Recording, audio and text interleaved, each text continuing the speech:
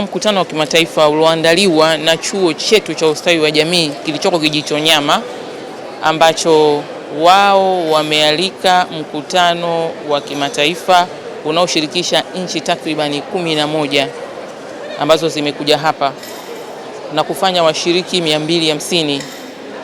Lengo lao ni kuwasilisha machapisho, tafiti mbalimbali zilizofanyika kwenye hizi nchi tofauti ili wayajadili, na mlengo wao ni kuhusu uwezeshaji watu waweze kushiriki kwenye maendeleo na ustawi wa nchi yao.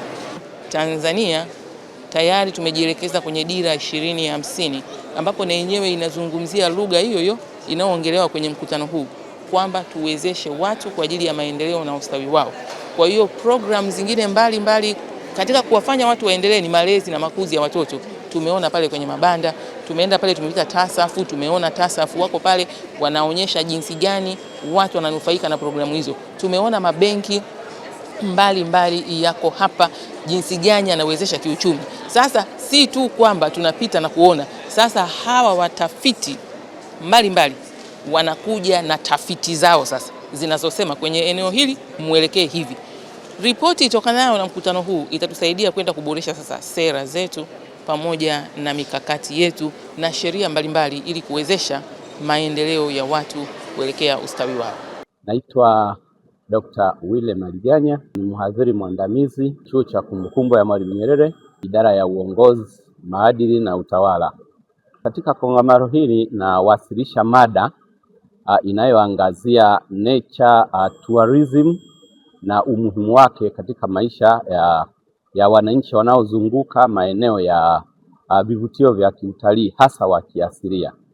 Na umuhimu wa mada hii ni kuangalia mchango wa utalii katika taifa. Tunajua kwamba 17% ya GDP ya Tanzania inatokana na utalii, lakini pia foreign exchange utalii unachangia 30%. Na katika dira ya taifa ambayo imezinduliwa hivi karibuni na Mheshimiwa Rais, imebainisha vichocheo 5 ambavyo kimojawapo ni utafiti na maendeleo ya watu. Lakini pili, kuna umuhimu wa science na teknolojia katika maendeleo ya taifa. Manake ni pamoja na kuboresha huduma kwa wananchi. Kwa hiyo tumpongeze kipekee Mheshimiwa Rais Dr. Samia Suluhu Hassan ambaye ameweza kusimamia kikamilifu uendelezwaji wa miradi mbalimbali ambayo imekuwa chachu na imebainishwa vizuri katika dira ya taifa. Kwa hiyo anastahili pongezi nyingi na tuendelee kumsapoti ili kutimiza yale ambayo ameyakusudia kwa ajili ya Watanzania. Watanzania watarajie kwanza tafsiri sahihi ya yale matendo ya serikali yao ambayo inatekeleza kwa umahiri mkubwa, kwa maana ya kwamba tafiti hizi zinatafsiri yale matendo ya serikali katika namna ambavyo yanafanikishwa na namna ambavyo yanachangia katika maendeleo ya watu.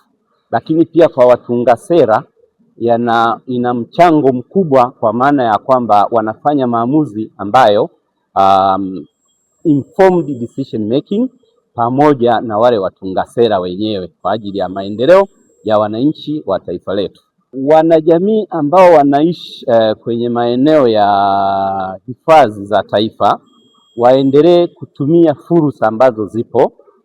Tumeona mchango wa utalii kwenye foreign exchange 30%, lakini pia tumeona mchango wa utalii ni mkubwa, ni 17% katika GDP au pato ghafi la taifa. Kwa hiyo maana yake ni kwamba uko mchango wa moja kwa moja kwa wananchi wanaoishi karibu na maeneo hayo, lakini pia upo mchango ambao ni sio wa moja kwa moja. Mfano kuna kitu tunaita social networks. Hizi zote zinajenga na kuchangia katika maendeleo ya wananchi walio katika maeneo hayo. tuendelee kumuunga mkono Mheshimiwa Rais. Ni mama ambaye hana kinyongo, anajitoa katika kuhudumia wananchi na katika kutenga bajeti ambazo zimesaidia maeneo mbalimbali ya maendeleo ya wananchi. Kaja TV ni channel bora kabisa, ipo kwa ajili ya kukuletea matukio mbalimbali kama vile habari, matukio ya kijamii, kisiasa, kiuchumi, michezo, mikutano ya Injili, harusi na ibada mubashara. Usiache kusubscribe, kucomment na kulike ili uendelee kupata taarifa mbalimbali kutoka hapa Kaja TV.